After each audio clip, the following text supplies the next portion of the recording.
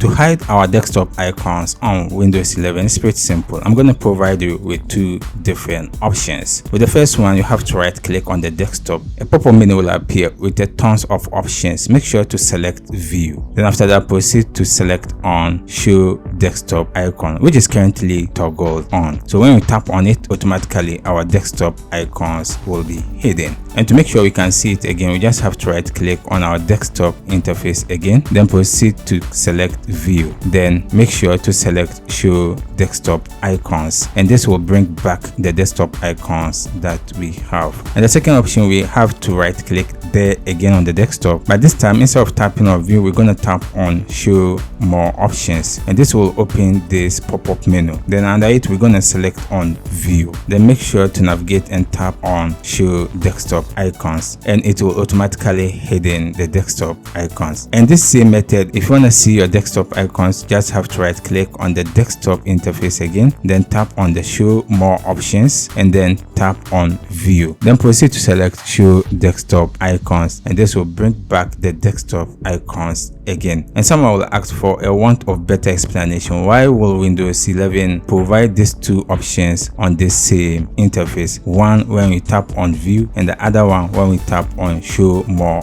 options, which all have to do with hiding the desktop icon? The answer, guess what? Maybe they need to address it to put it at one place so that people will not be confused by these two options stick together in the same location. If you have any question, you can leave it in the comment section. I'll do my best to attend to you. If you enjoyed this video, consider subscribe and give this video a like. See you in the next video.